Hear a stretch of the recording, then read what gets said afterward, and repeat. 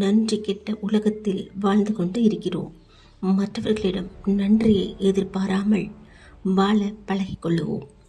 இந்த உலகம் நன்றிகளை புதைத்துவிட்டு வாழும் மனிதர்களை கொண்டது. நன்றி மறந்தவர்களை எண்ணி நீ நிம்மதி இழக்காதே. உன் உதவியை மனிதர்கள் மறந்தாலும் காலம் மறப்பதில்லை.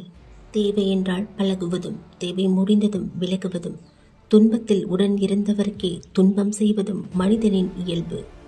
தேவைக்கு பயன்படுத்திவிட்டு தேவையில்லை எனில் தூக்கி எறியும் நன்றி கெட்ட உலகம் இது. நன்றி மறந்த உலகத்தில் நன்றியை எதிர்பார்த்தால் உலகில் மிகப்பெரிய முட்டாள் நீதான்.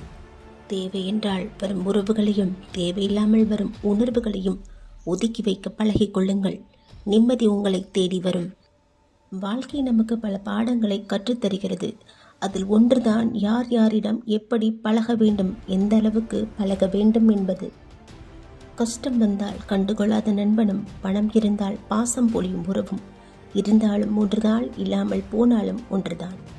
நீங்கள் ஒருவரை பற்றி தவறான செய்திகளை கூறி அழிக்க நினைத்தால் உங்களை ஒருவன் மற்றொரு இடத்தில் மிக கேவலமாக சொல்லி அழித்து விடுவான்.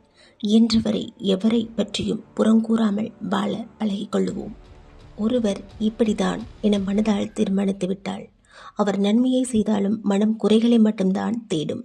அவர் நல்லவராக இருந்தாலும் குறைகளை மட்டும்தான் சொல்ல தோன்றும்.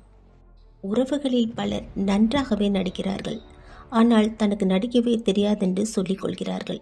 இதற்கு பேர்தான் தன்னடக்கமோ? ஒருவர் கஷ்டப்படும் காலத்தில்தான் பலரின் உண்மை முகம் காண்கிறார்கள். எவ்வளவு நெருக்கமான உறவாக இருந்தாலும் நம்மை அலட்சியப்படுத்தும் போது ஒதுங்கி போவதில் தப்பில்லை. வேண்டுமென்றே சாத்தும் கதவை மீண்டும் தட்டாதே. யாரிடமும் அதிக உரிமை எடுக்காதே. வெறுப்பாய் வெறுக்கப்படுவாய்.